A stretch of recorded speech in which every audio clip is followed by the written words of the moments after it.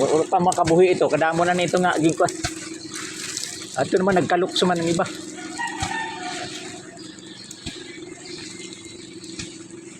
Yan guys.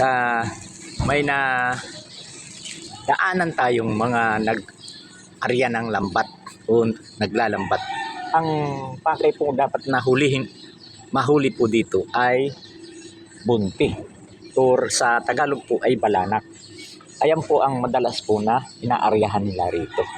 Yan po ay chinichimpuhan lang po yan. Pag may natanaw po sila, may lookout po kasi sila na para aryahan yung lugar na to. At may namataan nga po sila at kaya nga po inaryahan yan. Ayan sila.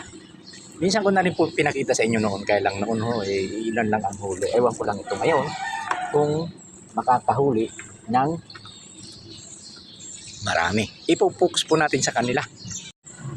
Ayan na po. Nag-umpisa na po silang maghimay sa mga huli po nila. Bay madali. Marami po silang nadali. Ayan. Marami-rami din po yung nahuli nila.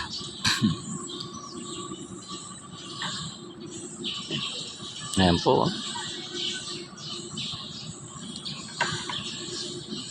O siya, yan na muna po ang ibabahagi ko sa inyo. Sundan na lang po ang susunod po nitong kabanata sa may bandang duli.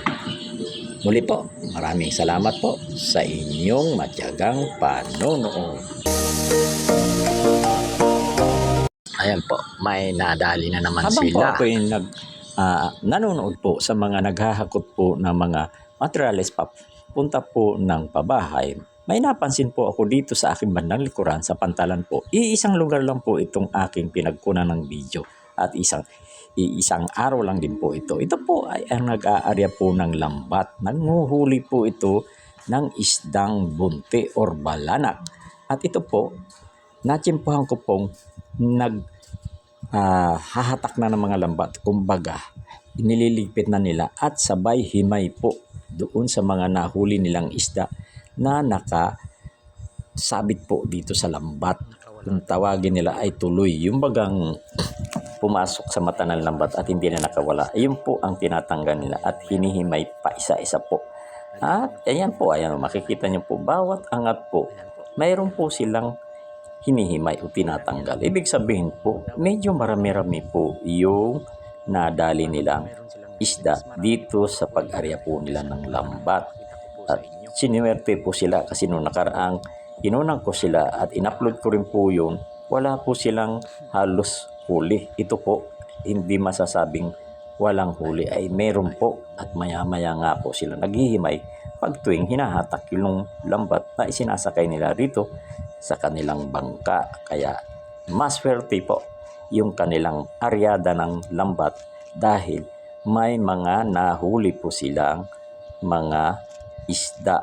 Hindi lang natin alam kung anong klaseng isda ang mga yan, basta ang alam ko po ay bunti or balanak talaga ang target nila. Pero ang sabi naman nila ay halo-halo daw po yung nakulong dito sa loob ng inaryahang lambat. Kaya hindi talaga masasabing puro talaga balanak o bunti.